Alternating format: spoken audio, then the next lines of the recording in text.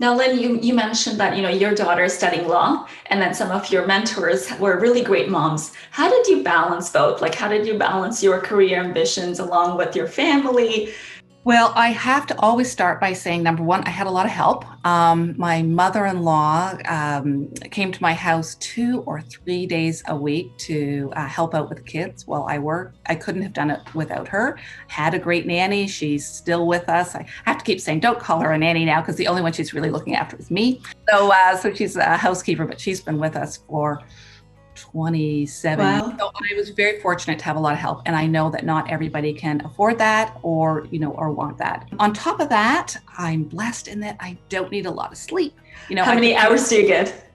Like I could easily get by on 5 hours. I need more now, but when the kids were young, five was enough. So I just had a really good system of keeping track while I worked about what could be done at home. So, I worked in the office during the day. I left the office by 6:30, 5:30 most nights, because I was home for 6:30. I'd be with the kids for a few hours. Once they went to bed, then I would start working again. And that worked. I built into the system actually that I would be out for 2 nights a week, and either my nanny would stay or my mother-in-law would come, and I would, stay and work or go to cocktail parties, occasionally do things with friends, and that seemed to work. Here's the crazy thing. I actually am having a harder time with balancing work and personal life now than I ever did when the kids were young, because when the kids were young, you had to be there for them.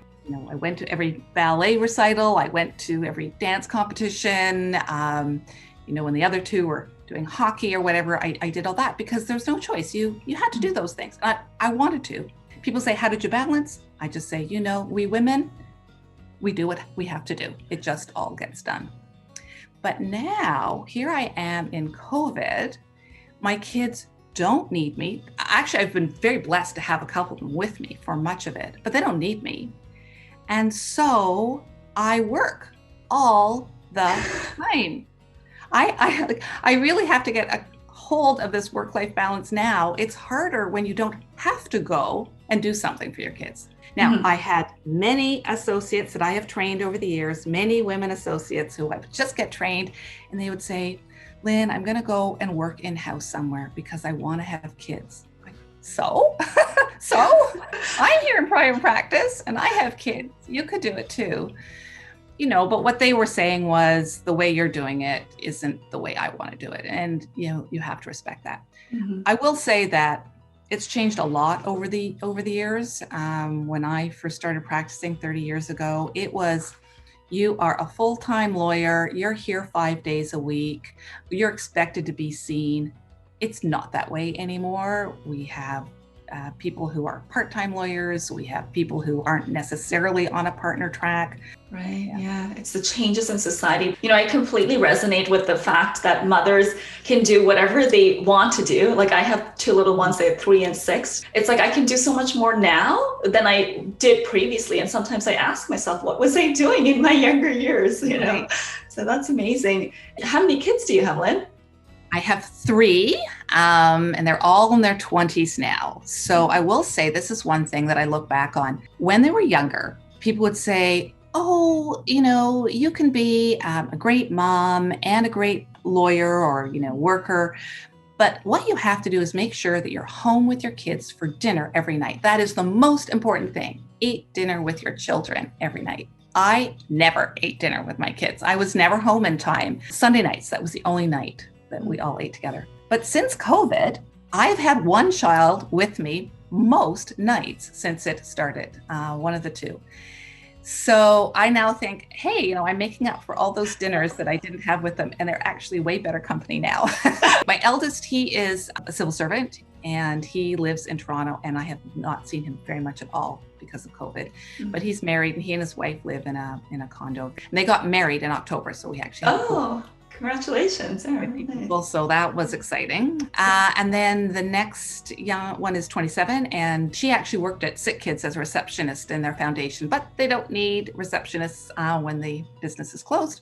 So she has been with me in Brampton or up here in Muskoka most of the time. And she's also a screenwriter. So and then our youngest is in her second year of law school. And she was with me through most of it too, but she's now back in London in her apartment there, finishing off her second year. One of the good things, you just have to take these good things about COVID as you can, is that, but for COVID, would I have spent so much time with these 20-year-olds. When did you discover your passion for writing, Lynne? As a lawyer, as a corporate lawyer, I do a lot of writing. Mm-hmm. I early on realized that was one of the things that I liked best about law. I love getting an agreement that's a real mess and straightening it up, making it so that it's clear and that, it's efficient, that you say in a sentence rather than, paragraphs. About 15 years ago, after reading a really great book that a first-time author had written, I thought, I've always thought that I would like to write a book. I'm going to take a crack at it. I didn't know whether I could do it or not. I didn't know whether I'd enjoy it, but I soon discovered I absolutely loved writing. Well, really writing anything, but historical fiction, that I really love doing it. So I can't say that for my whole life I wanted to be an author. It was one of the things that I thought of when I was younger. But once I started working on it, I realized how much I loved it and I wanted to finish it. But it took me a very, very long time because I could only work on this on my holidays. I have 5 weeks holidays a year, and I had to spend most of those holidays with my family, but I would get up a couple hours each morning and work on it before they got up, and maybe get in an hour at nighttime while they were playing video games. Are you planning another book? Well, my third book in my trilogy is coming out in May. It's written, and I'm now just doing all kinds of promotion for it. It's called The Mending. And it takes place in the 1920s. So it's about, life in Canada in the 1920s. So it's out on May 4th. In terms of what's next, I've got a few ideas. There might be a backstory to that series, but I also have some other different stories in my head. I have to figure out where I'll go from here. Got to get this one out first, and then. And I did read somewhere that you got your inspiration while speaking with your grandmother. Is it when you used to visit?